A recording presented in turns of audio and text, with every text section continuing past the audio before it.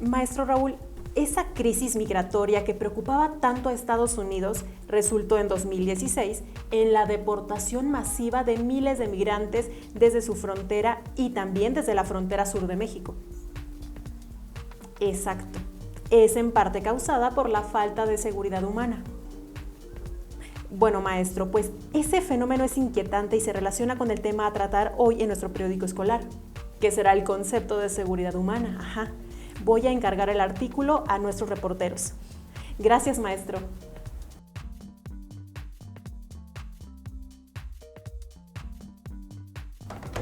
Chicos, buen día. Hola. Buen día, Mireya. Oigan, les tengo otro interesante artículo para investigar. En la llamada con el maestro de Ciencias Sociales, me comentaba que sería muy interesante dar a conocer a los alumnos el concepto de seguridad y cómo se ha ampliado el debate con otras acepciones relacionadas. Mireya, ahora sí me la pusiste difícil. No sé nada sobre seguridad. Solamente ubico el colegio militar. Y yo la escuela de policía. Pero lo que sí percibo a diario en mis traslados es que la gente se siente insegura en el transporte público y en la calle ante el temor de los asaltos. Los entiendo, chicos. Sé que les costará un poco más trabajo este artículo por los nuevos conceptos. Frida, lo que mencionas de la inseguridad causada por la delincuencia o violencia cabe en nuestro tema. Pero la seguridad abarca muchas dimensiones. En lo específico, la que mencionas sería la seguridad personal y pública a la que toda persona tiene derecho. Es mejor que empiecen a investigar para que se quiten esa idea de que la seguridad solo tiene que ver con un concepto policíaco o de defensa que concierne al ejército. Bien, Mireya, vamos a comenzar con un breve marco histórico para situarnos, ¿verdad? Y por favor, danos pistas con las palabras clave, ¿sí? Para que nos ayuden a manera de guía. Alfredo, de la idea de seguridad que debe proporcionar un país mediante su gobierno a sus habitantes, se deriva el concepto de seguridad nacional. Las palabras clave en este tema del debate de la seguridad nacional y la seguridad humana serían estas: seguridad, seguridad humana, individuos libres de miedo y libres de necesidades, inmigración. Bueno, chicos, yo los veo al rato. Si tienen alguna duda, me buscan. Vale, Sí. Mire. Muy bien. Vamos a ver qué encuentro en internet. Y yo a indagar en libros de historia.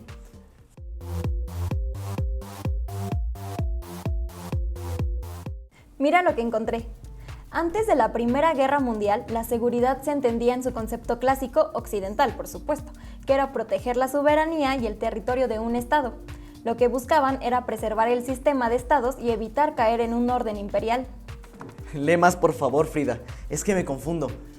Pues sabemos bien que sí se atrevían a invadir otros estados. Sí, pero aquí explica que la supervivencia de un estado era un derecho que podía ser violado si otro estado, o varios, lo consideraban necesario para evitar caer ellos bajo un régimen imperial. Muy vivos. Ahora ya no es tan fácil. Te sigo comentando. Este concepto cambió radicalmente entre la Primera y la Segunda Guerra Mundial al introducirse la idea de seguridad colectiva, que es cuando se formó la Sociedad de las Naciones. Órale. ¿Y qué querían expresar con el término seguridad colectiva? Que la seguridad de un Estado, su supervivencia no era exclusiva responsabilidad del Estado, que pasaba a considerarse como una responsabilidad de la comunidad internacional del bien público. Esto se pone interesante. Yo encontré que durante la Guerra Fría, que fue el conflicto ideológico y bipolar entre las dos grandes potencias, Estados Unidos y la Unión de Repúblicas Soviéticas Socialistas, el concepto de seguridad era similar al periodo anterior a la Primera Guerra Mundial. Lo único importante era la integridad del territorio nacional y sus instituciones. Entonces establecieron una protección mediante amenazas militares y armas nucleares. ¿Y qué pasa después de la Guerra Fría? Ya derribado el muro de Berlín en 1989 y la disolución de la URSS. Al ir disminuyendo y terminar la tensa competencia entre los dos bloques, cambian las amenazas y los valores considerados susceptibles de protegerse. Se confiere el énfasis a nivel internacional en cuidar y proteger no solo a un estado de manera individual, sino en asegurar un sistema que proteja a todos los estados. ¡Qué bien! Se fue ampliando y mejorando el concepto. Además, encontramos que los antecedentes se registran en 1992, cuando el Instituto Internacional de Estudios Estratégicos de Londres propuso la necesidad de incluir en el ámbito de seguridad nuevas dimensiones como la seguridad política, la seguridad económica, el aspecto de la seguridad social y de la seguridad ecológica. Así fue, Frida.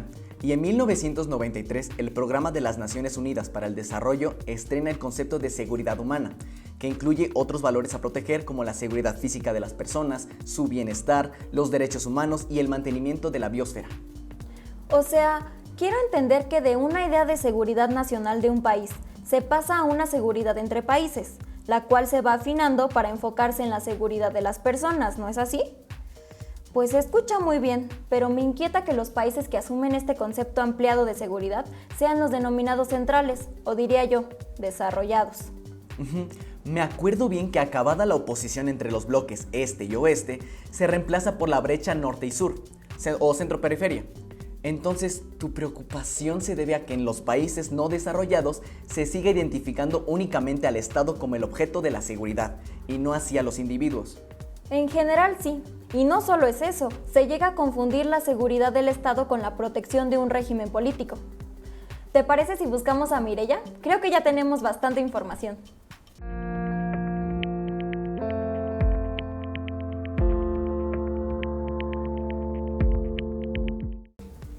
Hola mis niños, ¿cómo van con su reportaje? Bien. Recuerden que este debate sobre el concepto de seguridad no es tan nuevo, sin embargo ha tenido importantes avances en las últimas 3 décadas. Hemos encontrado varias cosas, Mireya. Vimos el desarrollo histórico del concepto de seguridad, que evolucionó a una idea más amplia para llamarse seguridad humana. Bueno, ahora hay que considerar las nuevas amenazas a la seguridad y describir todo lo que engloba el concepto de seguridad humana, o sea, el debate que se propició a partir de los 90 del siglo pasado y que sigue vigente. Recuerden que en 1994, en el tema de desarrollo humano, la Organización de las Naciones Unidas hizo hincapié en que el objeto de la seguridad debe centrarse en los individuos y sus colectividades. Entonces, creo que la introducción del concepto de la seguridad humana es un parteaguas, o sea, marca un antes y un después, ¿no? Me parece fundamental que la seguridad se considere no solamente para casos de vida o muerte, sino también se amplíe a 2 dimensiones, ausencia de miedos y ausencia de necesidades. Sí, en ese entonces no todos los representantes de los países fueron partidarios de este concepto amplio de las 2 dimensiones. Por ejemplo, el exsecretario de las Naciones Unidas, Kofi Annan, enfocaba el trabajo de la ONU en la dimensión de individuos libres de miedos. Me gustaría, Mireya, que nos dijeras por qué no consideran en la ONU la dimensión de seguridad libre de necesidades también. Espérame un momento, Mireya.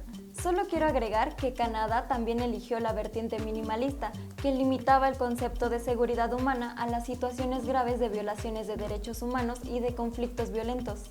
En cambio, Japón enarbola la versión maximalista, que amplía y detalla las dimensiones de la seguridad humana, abarcando la protección de los individuos frente a otras amenazas como crimen, conflicto social, hambre, o sea, seguridad alimentaria, represión política, enfermedad y riesgos medioambientales. Sí, Alfredo, la ONU no consideró la dimensión de libertad de necesidades porque involucra temas que son definidos por las políticas de cada país y en los cuales, para la ONU, sería complicado y hasta vetado intervenir. Pero veamos algunos casos concretos de problemas de seguridad. ¿Pudieron indagar? Claro, Mireya. En materia de seguridad medioambiental, tenemos el terrible caso de las Islas Maldivas, con gran probabilidad de desaparecer por el aumento del nivel del mar debido al calentamiento global. Imagínate que pueda desaparecer tu país. No, qué horrible. Por ejemplo, en cuanto a seguridad sanitaria, se me hizo vital el acceso al agua potable y a los servicios de saneamiento. Ambos son injustamente desiguales en el mundo. ¿Qué significa para mí? Que estoy segura de lo que voy a decir y segura de lo que voy a hacer. Para mí seguridad, bueno, para mí significa muchas cosas. Tener más privacidad, estar más tranquilos. Yo me siento segura, pero es solo con Dios. La policía ande vigilando. La seguridad es un derecho que deberíamos tener todas las personas. Que, por ejemplo, uno cuando está enfermo, los enfermeros ayudan. O sea, que sabemos que van a poner todo de su mano para que las cosas salgan bien. Cuando a alguien le pica algo, lo curan. O sea, para mí la seguridad pues es un trabajo, ¿no? Que haya un trabajo digno, que no lo toque andar buscando un día allá, el otro día más allá. Velar por el bienestar de mis socios o de mi comunidad. Sí, que todavía no hay seguridad, no hay un dinero seguro para estar seguro, bueno, ya tenemos. Bueno, para mí tener un huerto es seguridad. La salud.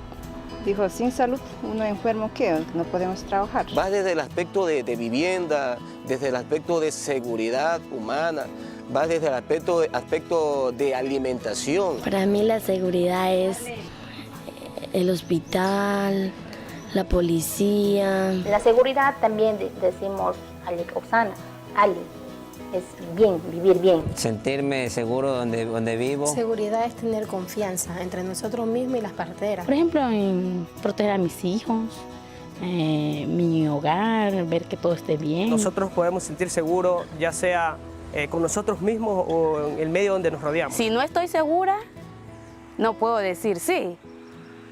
Pero si yo me siento realmente segura, yo digo sí. Para mí la seguridad es garantizar el bienestar de uno mismo. Es la vida del ser humano con todo su poder. Estar segura de algo que voy a hacer o voy a realizar, tengo que hacerlo con seguridad. Seguridad es proteger primeramente a mis hijos. Pero primerito es el agua, porque el agua es el que nos va a traer buena salud a nosotros. Sentirme segura, el saber dónde denunciar lo que a mí me esté sucediendo. Seguridad es sentirme bien en mi entorno. Sentirme bien en un lugar donde me encuentro. No solamente el hecho de que alguien me hurte o me sustraiga algún artefacto, sino que nos garantice una vida con dignidad. Para mí la seguridad es tener la garantía de mi futuro, tener la garantía del futuro de mi descendencia y de las personas que me rodean.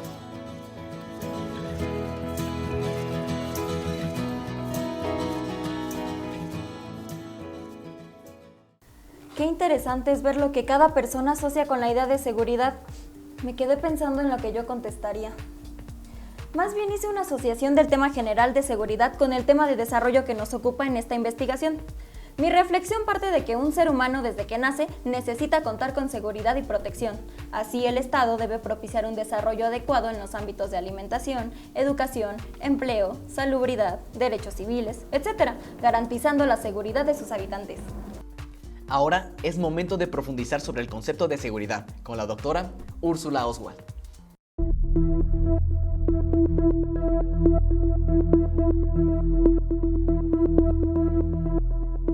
Bienvenida.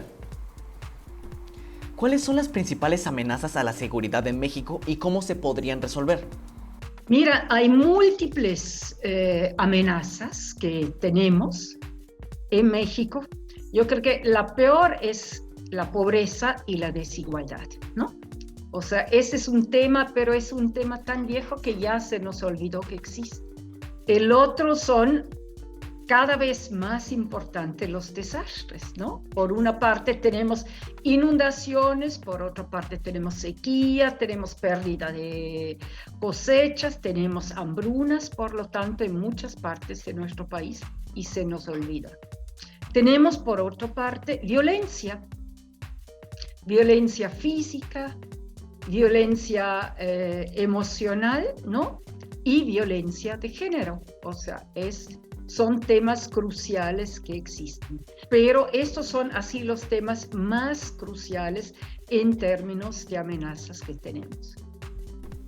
Aun cuando existen compatibilidades entre la seguridad humana y la idea de seguridad en las normas mexicanas, nuestro país no ha adoptado la seguridad humana como una política de Estado, a diferencia de lo que se observa en países como Chile, Panamá y Costa Rica.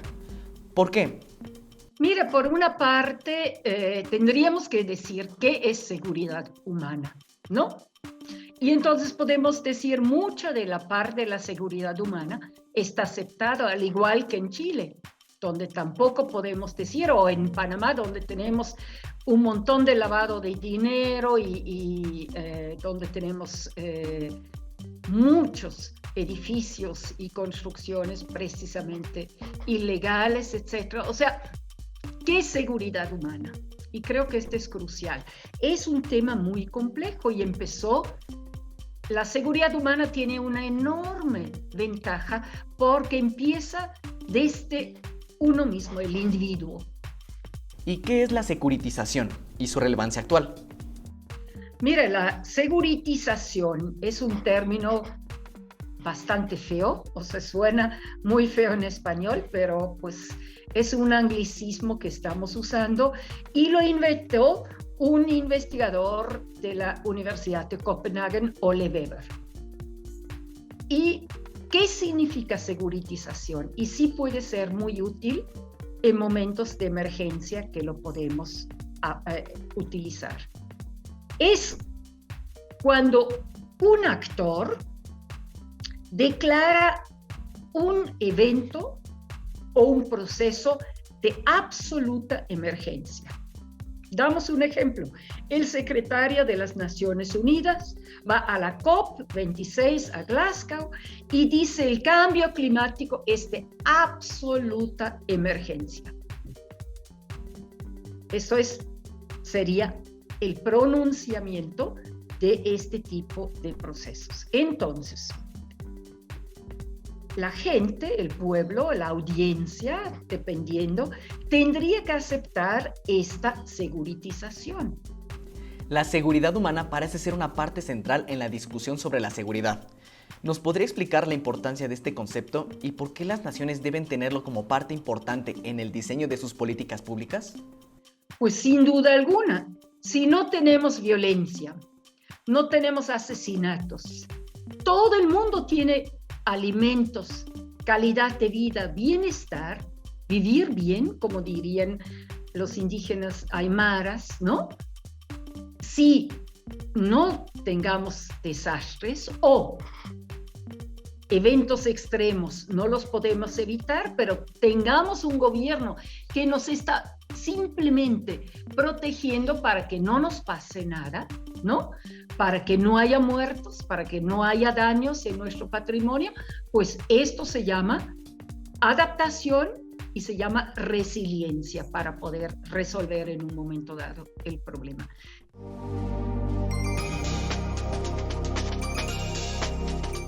La importancia del acceso al agua potable en la seguridad humana. En Europa y América del Norte, el 94% de la población accede a fuentes de agua segura, mientras que en el África subsahariana apenas alcanza a ser el 24% de la población. Cada minuto muere un recién nacido por infecciones causadas por falta de agua limpia. Cada 2 minutos muere un niño menor de 5 años de diarrea, debido a que consume agua sucia y usa un excusado sucio. El problema del agua potable a nivel mundial se podría resolver con tan solo destinar recursos equivalentes al 0.1% del Producto Interno Bruto Mundial. Se estima que esa cifra sería suficiente para realizar la infraestructura necesaria que proporcionará agua limpia a toda la población mundial. Los resultados serían las vidas salvadas, o sea, lo más importante. Además, por cada dólar invertido en mejoras de agua, se obtendría un retorno en productividad equivalente a $4. Estadísticas sobre bajos índices de educación y pobreza. 104 millones de niños y jóvenes de entre 5 y 17 años no asisten a la escuela en zonas afectadas por conflictos o desastres. 303 millones de niños y jóvenes de entre 5 a 17 años no asisten a la escuela en todo el mundo, lo que equivale a un menor de cada 5 de la población mundial. La pobreza sigue siendo el obstáculo más importante para la educación. Los niños más pobres tienen 4 veces más probabilidades de no asistir a la escuela que el caso de compañeros con familias de mejores ingresos. El corredor migratorio México-Estados Unidos es el primer corredor a nivel mundial. Se estima que su flujo de migrantes representa el 6% del total mundial, con 2.2 millones de migrantes al año procedentes de diversos países. La Organización Internacional para las Migraciones, OIM, 2013. Fenómenos como la reciente pandemia COVID-19 han propiciado un incremento en la desaceleración económica y por lo tanto una gran pérdida de empleo. Propongo llamar a una chica que trabajó durante varios años como defensora de los derechos de los migrantes en nuestra frontera sur con Guatemala. Se llama Stephanie Ang. ¿Les parece? Por supuesto. Diga. Hola, ¿eres Stephanie Ang? Me contaron que durante varios años participaste en la defensa de los migrantes que se trasladaban en los trenes llamados La Bestia. Estamos haciendo un reportaje sobre seguridad humana. ¿Nos puedes contar tu experiencia? Por supuesto, en 2011 me involucré en la defensa de migrantes centroamericanos que viajaban sobre los trenes, cruzando México de sur a norte para llegar a Estados Unidos. En los últimos años la violencia en México y en Centroamérica se recrudeció, por lo que el tránsito se volvió tremendamente inseguro, debido también a las políticas migratorias de Estados Unidos que cada vez fueron más estrictas. ¿Por qué hay tantos migrantes centroamericanos? Los migrantes principalmente provienen de Guatemala, Honduras y El Salvador, donde las condiciones de vida no les dejan otra opción, y su lugar de destino se vuelve un lugar de refugio. Pero, ¿qué tan complicado es para un país como México recibir a tantos migrantes que se quedan varados en la frontera norte? No hay una respuesta fácil, por supuesto. También hay una particularidad: la detención migratoria alcanza un 40% de los que ingresan al país de manera irregular, aunque la persona solicite asilo en México. En 2018 comenzaron las grandes caravanas de migrantes, venían familias enteras, lo que generó una problemática humanitaria, principalmente en la frontera sur de México. Grupos enormes quedaron varados en la frontera norte, con el consiguiente reto para el Estado en la protección de sus derechos humanos y su seguridad. Según yo, los migrantes centroamericanos solo usan como puente a México, porque su destino final es entrar a Estados Unidos. Pero nos acabas de decir que hay un porcentaje de ellos que pide asilo en México. En efecto, de 2018 a 2019 las solicitudes de refugiados se incrementaron 140% en un solo año, es decir, a más del doble que antes. Esto ya nos da una dimensión de los problemas de falta de desarrollo y pobreza que viven en Centroamérica. Pero lo más preocupante es que el 48% de los que solicitan refugio o asilo son mujeres acompañadas de sus hijos, debido al desplazamiento forzado de género. Las causas y consecuencias del fenómeno migratorio son un gran problema. ¿Tú cómo lo relacionas con la seguridad nacional y la seguridad humana? ¿Y qué hay de la securitización? No se puede hablar de seguridad humana y llevar a la realidad este concepto cuando se antepone la seguridad nacional, ya que puede causar daños colaterales en la población en aras de su protección. Entonces, la securitización del fenómeno migratorio es un extremo de la seguridad nacional. Se ha vuelto una tendencia a este tipo de securitización que pasa encima de las libertades y los derechos de las poblaciones migrantes o refugiadas. ¡Qué bárbaro! Yo desconocía esa situación. Antes de despedirme, a los chavos que estudian la prepa los invito a que poco a poco en sus estudios y trabajo se formen una conciencia humana, desde su sentir, desde el hecho de que todas y todos en algún momento hemos sabido o experimentado la migración desde cerca, ya sea nosotras mismas o porque hay algún familiar o amigo que ha migrado. Gracias por escucharme. Suerte, chicas. Les digo yo primero mi conclusión. Me coloco en el bando maximalista, porque considera los 7 componentes: seguridad alimentaria, sanitaria, medioambiental, económica, personal, de la comunidad y política. ¿Y tú, Alfredo? Yo me uno a tu bando, Frida. Sería mucho más amable la vida para todos. Ay, chicos, suena a un mundo seguro, maravilloso, una utopía donde no hay amenazas. Sin embargo, falta mucho por hacer para que todas las personas podamos vivir con seguridad humana. Lo que me sube el ánimo es que ante una serie de amenazas actuales a la seguridad de los mexicanos, como la delincuencia organizada, las pandemias que no respetan fronteras o el desempleo, que se agudizó desde el año pasado por la pandemia. Ante todo esto, hay una toma de conciencia de que el objetivo importante son las personas. Por eso, diversos sectores de la sociedad civil, junto con el gobierno y organismos internacionales de derechos humanos, se coordinan para lograr incidir a nivel regional y enfrentar los desafíos comunes. Por cierto, desde la perspectiva de derechos humanos, México tiene en su constitución elementos compatibles con la seguridad humana, lo cual además puede ser visto en sus distintas políticas públicas, incluso en el principio de política exterior sobre la cooperación internacional para el desarrollo, ya que deben traducirse en el bienestar de las personas. Muy bien dicho, Alfredo. Ambos hicieron un muy buen trabajo. Mi conclusión es que la seguridad de los estados, en el sentido clásico que ustedes definieron, territorial y de las instituciones, es requisito necesario, mas no suficiente, para garantizar la seguridad de sus ciudadanos. Es indispensable la seguridad humana, pero mucho ojo, el Estado siempre tendrá el papel de provisor de seguridad. Muchas gracias por acompañarnos en esta emisión de Nuestro Tiempo Social, donde la sociedad tiene sentido. Jóvenes en TV es un espacio de reflexión y construcción de conocimiento. Hasta la próxima.